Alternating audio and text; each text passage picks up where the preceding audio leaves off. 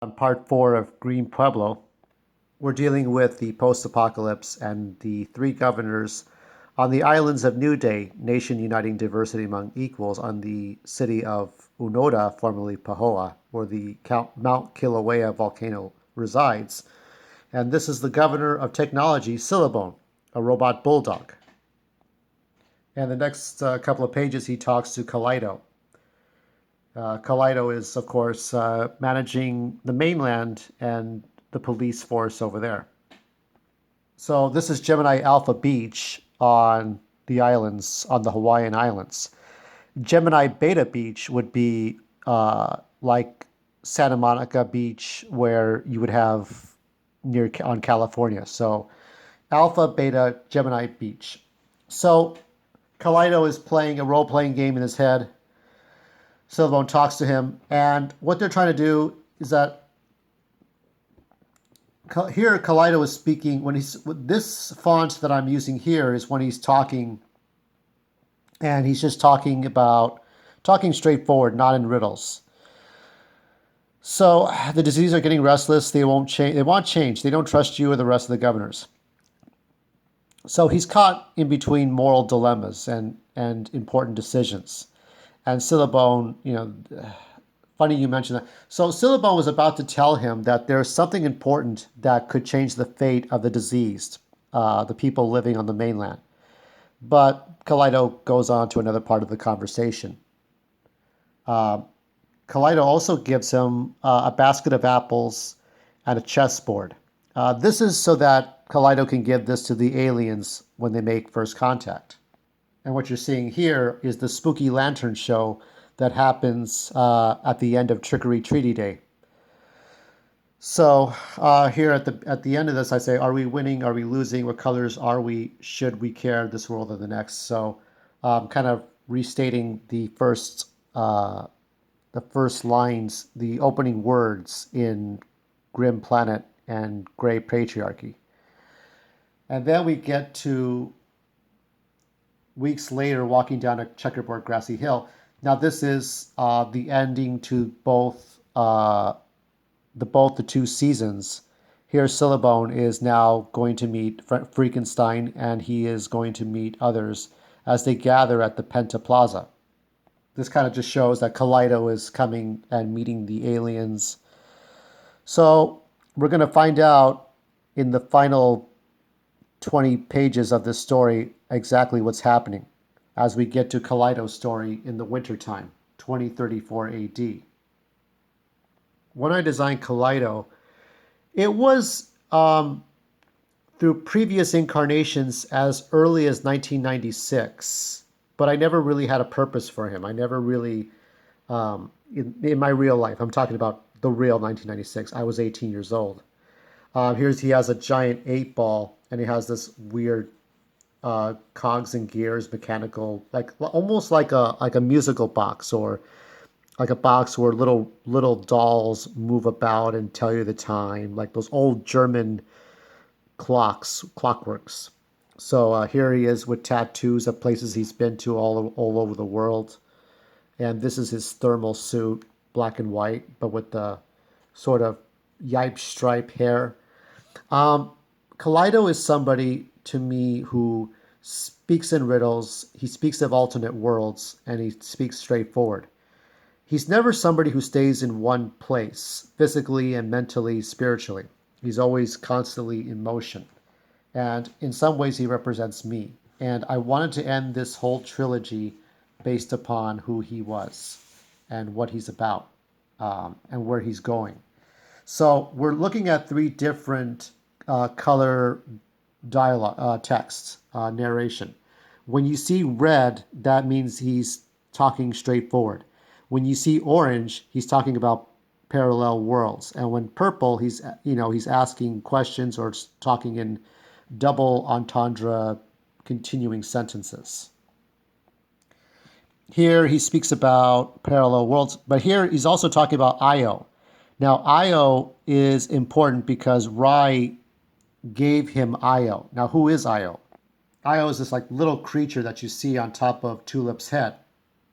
And down here on the side, it's an unnatural clone, a human Walu hybrid clone of a Walu creature that Rai wanted to create to continue the Walu species in case Zetrolok was the last of its kind.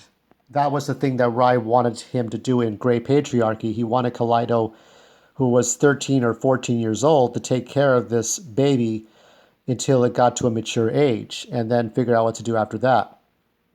So Kaleido is hiding out or based in the same place Rosemarie was years before, which is in the Symphony and Concert Hall, the Disney Hall. And you have Dali. Dali is a intelligent, I don't want to say fembot, but she's an intelligent sex robot, a sexy looking robot. And it's based on a Korean model because I like looking at Korean supermodels. She's speaking in Korean.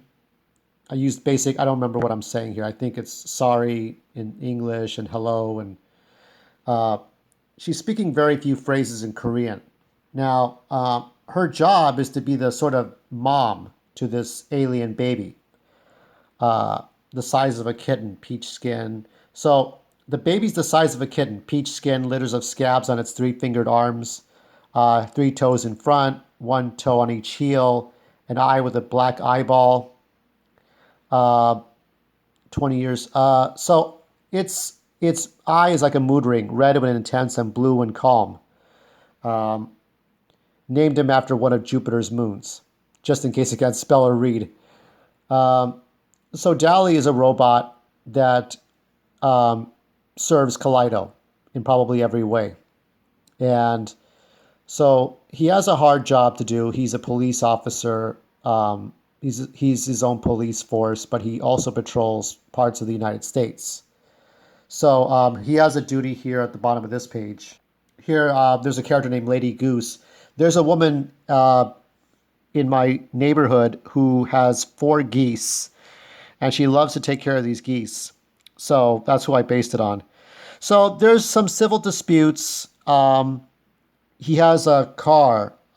It's kind of like the Scrapzilla, but instead of a dragon with flames, it's an elephant that has a hose, and it will it's on a tank wheels. So if you think of a metal elephant's head on a crude car like a tank with wheels, this is his patrol police vehicle, and this elephant shoots out water to settle arguments pretty quickly.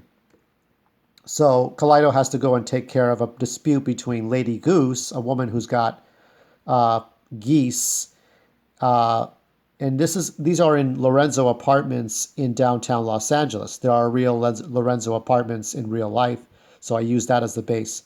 So the arguments between Lady Goose and the Scrap Masters. Jerry the Masher, Tony the Recycler, Frankie the Incinerator. Frankie's a girl. So Jerry and Tony are her uncles, I guess. And these are characters that I wanted to base it on people who collected trash, commodities. I liked Sanford and Son, watching that. And I always notice people that collect metal trash. They go to neighborhoods and pick up scrap metal, scrap iron, scrap aluminum, and just put it and then use it to make new products or just sell them. So you got different characters here who are there to help Lady Goose settle arguments. So it's just a civil dispute. Here, Kaleido uses the elephant to turn on and to splash everybody. So that's what the elephant does. So this is how he's going to settle the argument. Draws 2 lines, yellow and blue. So the Scrap Masters will get the West End, and Lady Goose will get the East End, including the garage. So, it's just like, this is just not much of a story here, but it's just basically like just settling an argument. And it's following what Kaleido does all the time. Now, Frankie the Incinerator is based on a British popular personality named Frankie Here she's called Frankie West, I think it is, and in real life she's called Frankie Ward. And Frankie the Incinerator is kind of into Kaleido. Here she says, all the hard work you do, don't you want more? Don't you want a fulfilling life outside loneliness and unwanted suicidal misery? Don't you want to share your life with someone who finally sees you, not to be taken for granted, beyond money and hard-earned good looks? And this is sort of the same thing that Alfredo, is that Alfredo? Fat Cat Adolfo's girlfriend said to Jerry before the last job he had to do. And Jerry was 18 and he had lost his girlfriend at 15. So he says, don't you want the cholo, the nice easygoing cholo life with the nice car and the nice picket fence? And Kaleido's just kind of, he sees the relationship ending badly, easily in 5 steps. And, and then we got Roth McGoth. So Roth has aged a little bit. He's in his, let's see, if he was in his 30s, he'd be in his 50s, mid to late 50s. So he still looks about the same. This is a picture of him without his makeup. He has blotchy skin. He doesn't look very pretty. That's why he wears makeup. And so in this one here, what he's doing is that he's talking to him. Roth McGoth isn't going to live forever. So he got him a McGoth bugger. I forget what's in it. Oh, chorizo, egg whites, pepperoni bits, tofu, miso injected with lemon juice. So, pickled spinach, tomatoes, and teriyaki sauce. So it's like the last bugger, more likely. So Roth McGoth talks to Kaleido while Kaleido does some exercises. He does weightlifting with water buckets filled with water, which is pretty good if you don't have any actual expensive weights. You just fill 2 buckets with water and just weight lift with that. So Roth McGoth is trying to keep his business going. He knows that Tulip has been talking to him about becoming the governor of law enforcement. But Roth McGoth would like him to be in charge of his business, McGoth's. So I based Roth McGoth on Ronald McDonald and a lot of the characters on McDonaldland characters. If you know your McDonaldland characters, they're the Fry Guys, Birdie, Grimace, the Hamburglar. So there's Burger Thug, there's Artie Choka based on Grimace, there are the Dust Bunnies based on the Fry Guys, and Volturo based on Birdie. So what Roth McGoth is doing here is trying to convince him to succeed him. Here, Kaleido is also doing like those sort of those rowing machines where your legs are bending and then straight and then bending, going back and forth, and doing cycles on a bicycle. So he mentions the Ambigo Pray Church. Now, what that is it's a multi-religious facility. It's a multi-religious church. I do believe, and you could say I'm delusional, one day we're going to have churches that have all the religions in one building, so that people can drive through like a drive-through window at McDonald's. They can drive through and pray and confess to whatever religion they profess to, and then you would have people who have more than one religion. You may have a Methodist or Christian in the mornings. You may have a person who practices the Jewish faith in the afternoon. In the nighttime, you may have a Scientologist. At certain times, it's weird because this is the future, and I wanted it to be a more fast food way of saying, well, I like this religion and I like this religion, but I want to go to a place that has all the religions. Now, like Buddhism is supposed to embrace all religions, but people are picky and people have a life and they want to do different things. So the Ambigo Pray Church is a church I created on the islands so that they can go to all the religions in one building. So he's 60. He's 60 years old.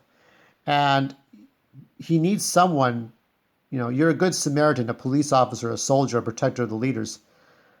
But like I say, deny Tulip, however you do it, just come and work for me. So Kaleido has an important, decision to make besides, being the governor of law enforcement. he has to either stay in the mainland and continue doing what he's doing, being a police force in the United States. He goes to Hawaii, he goes and becomes the governor, or he works for Roth McGough in Hawaii as a entrepreneur, as the CEO of McGough's when Roth McGough retires. Here he's talking to Dally. Dally is short for You Dally, a model, but also Dally is to Dilly Dally and Dolly, as in doll. Here Io is speaking. Tic Tac Swa, Tic Tac Swa, these two characters at the bottom here. So that's Tic Tac Swa. And I think it's trying to say Papa. So here we got, this is, I think this is the date. This is an approximation of date of when they're going to get to Earth. So this is around the springtime. So if you one could assume that Tulip and Zether and the others have an idea of how to translate the language, they'll know when the three aliens arrive on the Hawaiian Islands. So this is reference, here we go, zoom, zoom, zoom. This is reference to Tulip singing. This is a montage. So he's talking in riddles. Am I helping America? Am I helping New Azteca? Time passing the kidney stone's throw up your dreams with smelling the roses. So he goes, he takes off in a jet. He has a private jet. Is it an autogyro? Is it a helicopter? Well, he takes off. And he goes to Las Vegas, where there are Wooloo zombies. Let me see. The human and Walu hybrids being encased in coffin-sized pickle jars as the disease used the blue gel from falling alien bodies as the base for wine and medicine. So they're trying to stop domestic violence and fist fighting out in the alleyways. Check on therapy pets. Therapy pets are like, pets to help mental health. Stop by the kennel. So he's patrolling. He's patrolling Las Vegas. He's patrolling to see if there's any domestic violence, any disputes. He does a little bit of gambling. So in this time period in 2034, people are healthy enough to do things, but they're still dying. They're going to die a lot sooner than later. So, but he's still going to help do whatever he can. The next place he goes to is Hattiesburg, Mississippi.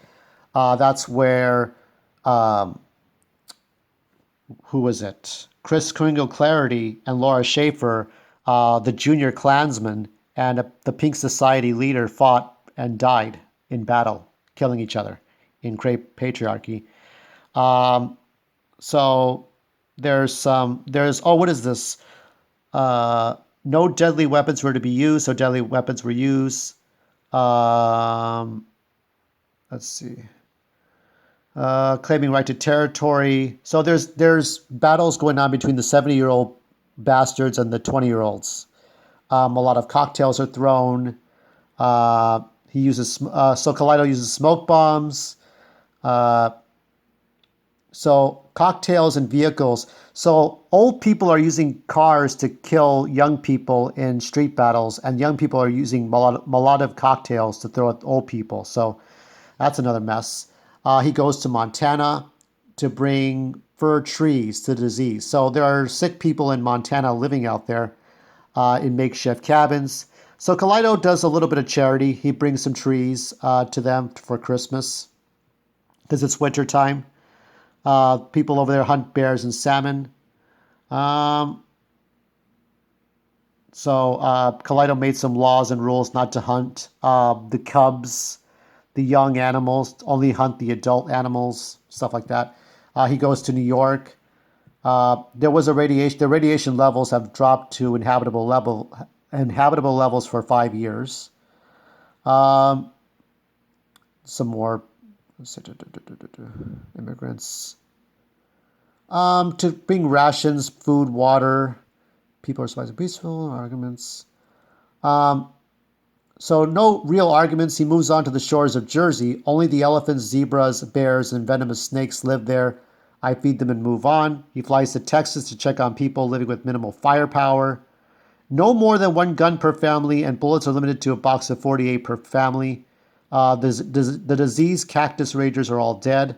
Their bodies given into the extraterrestrial cancers. It's just a few hundred helpless citizens, and then he returns home. So what's going to happen? I'm going to wrap this all up tomorrow, the entire trilogy, and we're going to get to the last part of this. He has an important decision to make by this Council of the Original States of America. Then he has to go back to New Day. He has to go back to Hawaii. And there's going to be something that's going to happen here that I hope everyone can look at this and take pause. So until tomorrow.